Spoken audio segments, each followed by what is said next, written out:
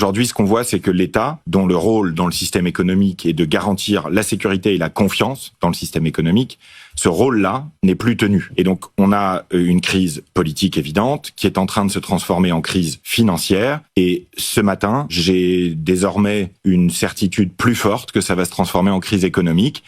Le cercle vicieux économique est enclenché ce matin, à savoir baisse de la confiance de manière générale de l'ensemble des acteurs du système économique, les consommateurs, les entrepreneurs, les investisseurs.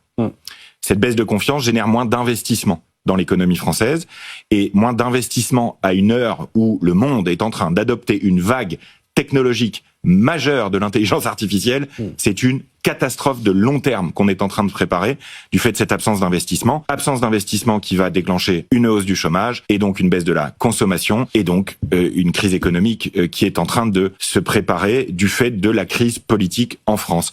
Donc c'est un énorme problème. Moi j'ai une pensée ce matin pour les salariés actionnaires de Engie, de Veolia, de Vinci, de toutes ces boîtes des bancaires qui souffrent alors que leur gestion n'y est pour rien. Oui. Elle souffre uniquement de la perte de confiance dans la capacité de l'État français à assurer la stabilité économique. Donc c'est évidemment une très mauvaise nouvelle et on ne peut que souhaiter un retour au calme. Est-ce que les patrimoines élevés vont continuer d'être un bouc émissaire dans cette période ? Bien sûr. Est-ce que ça peut régler les problèmes de la France ? Non. Certainement pas. Voilà. Donc on est malheureusement dans une impasse et ça va forcément déclencher une crise économique. Je ne sais pas comment le dire autrement à ce stade, alors même que d'autres pays d'Europe cartonnent.